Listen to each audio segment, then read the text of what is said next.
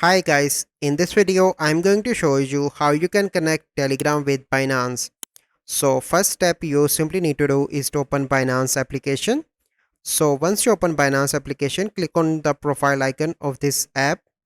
Then you simply need to click on your name here or this arrow, and here you can see security option. Click on that, and then you simply need to scroll down and click on account connections.